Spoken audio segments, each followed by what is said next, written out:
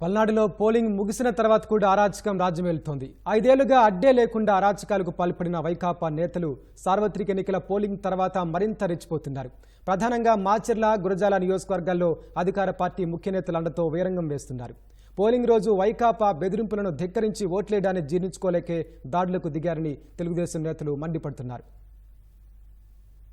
ఈ నెల 13న జరిగిన ఎన్నికల్లో తెలుగుదేశం ఏజెంట్లను కొట్టి, ఈవీఎంలను పగలగొట్టి పల్నాటి గడ్డపై అశాంతి రేకెత్తించిన వైకాపా పోలింగ్ ముగిశాక కూడా అదే పంథా కొనసాగిస్తోంది. మాచర్ల ఎమ్మెల్యే పిన్నెల్లి రామకృష్ణారెడ్డి, అతని సోదరుడు వెంకట్రామిరెడ్డి మంది మార్బలాన్ని వెంటేసుకుని తెలుగుదేశం నేతలపై దాడులు చేస్తున్నారు. కారంపూడి మండలంలోని పలు గ్రామాల్లో పోలింగ్ సందర్భంగా జరిగిన ఘర్షణల్లో గాయపడిన వైకాపా కార్యకర్తల్ని పరామర్శించే పేరుతో ఎమ్మెల్యే పిన్నెల్లి రామకృష్ణారెడ్డి 15 కార్లలో మనుషుల్ని వెంటేసుకుని కారంపూడి వెళ్లారు. అక్కడ స్థానిక వైకాపా కార్యకర్తలు జత కలిశారు. మొత్తంగా దాదాపు 100 మంది కలిసి తెలుగుదేశం కార్యాలయంలో బీభత్సం సృష్టించారు. దారిలో వెళుతూ తెలుగుదేశం సానుభూతి పరులపైన దాడి చేశారు. కొబ్బరికాయలు విక్రయించే వ్యక్తిని కొట్టారు. తెదేపాకు చెందిన పున్నమ్మ హోటల్ను ధ్వంసం చేశారు. తెదేపా నేత కుమారుడి కారుపై దాడి చేసి నిప్పు పెట్టారు.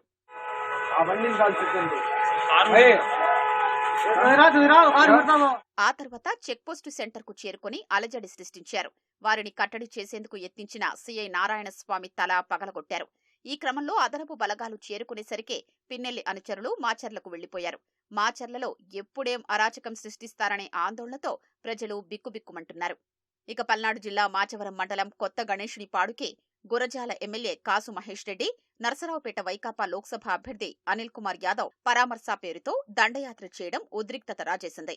అనిల్ కుమార్ యాదవ్ తో కలిసి 80 కార్లలో 400 మంది బయటి వ్యక్తులు కొత్త గణేశునిపాడు గ్రామానికి చేరుకున్నారు. కర్రలు ఊపుతూ కవ్వింపులకు దిగారు. తెలుగుదేశం కార్యకర్తల ఇళ్లపై మూకుమ్మడి దాడికి యత్నించారు. పోలీసులు అడ్డుకున్నారు. తెదేపా శ్రేణులు కూడా గట్టిగా స్పందించారు. అదే సమయంలో పిడుగురాళ్ల నుంచి తెదేపా శ్రేణులు కారంపూడి వచ్చాయి. ఇరు వర్గాలు ఎదురుపడి సవాళ్లు విసురుకోవడంతో పోలీసులు చెదరగొట్టి పంపించేశారు. అనంతరం కొత్త గణేశునిపాడు గ్రామంలో పోలీసు పికెట్ పెట్టారు.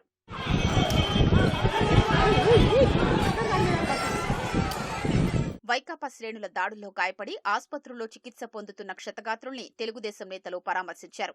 వైకాపా నేతలు వ్యవస్థల్ని గుప్పిట్లో పెట్టుకోవడమే ఈ రక్తపాతానికి కారణమని దుయ్యబట్టారు. కింద పోలీస్ క్యాడర్ ఏదైతే ఉందో సిఐలు, ఎస్ఐలు పూర్తిగా వదిలేసి మీరు కొట్టుజావండి, మాకు సంబంధం లేదు అనే పరిస్థితి, పోలీసు ఉన్నాడని పక్కన ఉన్నాడని చూసినా గానీ భయం గానీ లేకుండా విచ్చలవిడిగా చేస్తా ఉన్నారు. ఎక్కడో తప్పు జరుగుతూ ఉంది. ఎక్కడైతే ఇష్యూస్ అవుతున్నాయో అక్కడ మాత్రం ఫోర్స్ రావట్లేదు. ఫోర్స్ వచ్చిన అవ్వాల్సిన విధంగా రియాక్ట్ అవ్వట్లేదు.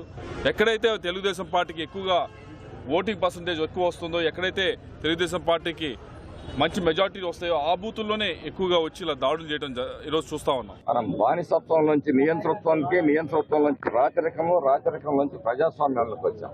ఈ వ్యవస్థల్ని మళ్ళీ తిరిగి వెనక్కి తీసుకుపోతా ఉన్నాం. కేవలం ఈ రోజు శాసనసభ్యులు ఓడిపోతున్నాము, నాకు రక్షణగా ఒక వర్గం కావాలి కాబట్టి వీళ్ళని కేసుల్లో ఇరికిస్తే నా కాపలా కుక్కల్లాగా పడుంటారని చెప్పేసి ఆలోచనతోటి గ్రామాల్లో ఈ వైసీపీ నాయకులు రెచ్చగొడతా ఉన్నారు. ఇది ముఖ్యంగా వైసీపీ కార్యకర్తలు, నాయకులు గుర్తించుకోవాలి. ఈ 4 రోజులు సమయంలో పాటిస్తే మళ్ళీ ఈ వేడి తగ్గితే మళ్ళీ వాళ్ళు దూరం అయిపోతారనే ఆలోచనతోటి ఈ నాయకులు చేపిస్తున్నారన్న వివాసాన్ని మీరు గుర్తించాలి. నివురు గప్పిన నిప్పులా ఉన్న పరిస్థితుల్ని అదుపులోకి తెచ్చేందుకు పల్నాడు జిల్లా వ్యాప్తంగా 144 సెక్షన్ విధించారు. కలెక్టర్ శివశంకర్, ఎస్పీ బిందుమాధవ్ ఈ మేరకు ఆదేశాలిచ్చారు. ప్రజలు గుంపులుగా బయట తిరగరాదన్నారు. పార్టీ కార్యాలయాల వద్ద కార్యకర్తలు సమావేశం కావద్దన్నారు. నిబంధనల్ని ఎవరైనా అతిక్రమిస్తే చట్టపరమైన చర్యలు ఉంటాయని హెచ్చరించారు. నరసరావుపేటలో పోలీసు మార్చి నిర్వహించారు.